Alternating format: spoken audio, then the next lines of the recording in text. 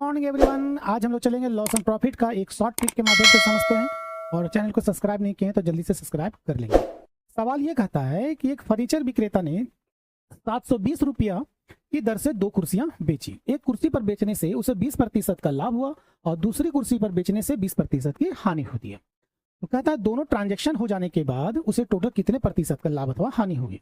तो चलिए इस क्वेश्चन को हम लोग समझते हैं। मान लिया जाए एक कुर्सी है, पहला कुर्सी का जो बेच दिया वो 720 रुपया में बेचा और जो दूसरा कुर्सी है उसको भी 720 रुपया में बेच दिया।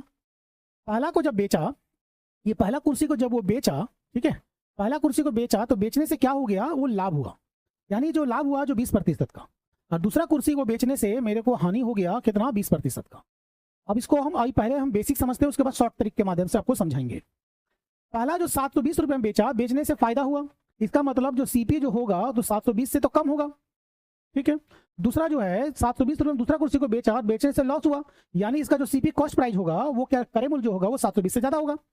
तो जब भी ऐसा क्वेश्चन आपके सामने आए, दोनों का सेलिंग प्राइस इक्वल होना चाहिए। देखिए दोनों का सेलिंग प्राइस क्या होना चाहिए, इक्वल होना चाहिए। और तथा लाभ प्रतिशत और हानि प्रतिशत, लाभ प्रतिशत हानि प्रतिशत का जो नंबर्स है वो बराबर होना चाहिए।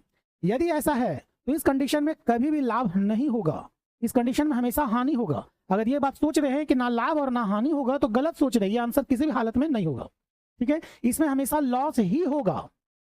तो इसका बनाने का सिंपल सा तरीका है 20/10 का होल स्क्वायर। हमेशा हानि होगा, काटेंगे कितना बार में, 2 बार में, 2 के स्क्वायर 4% का हानि होगा, यानी इसका आंसर हो जाएगा आपका बी। लाभ कभी भी नहीं होगा और ना लाभ ना हानि, ये भी सवाल ही नहीं उठता है। अगर ये 720 की जगह अगर 722 भी होता ना तो आपका 4% का हानि होता। उम्मीद करते हैं आपको ये क्वेश्चन अच्छी तरह से समझ में आया होगा और चैनल को सब्सक्राइब नहीं किए तो जल्दी से सब्सक्राइब कर लेंगे।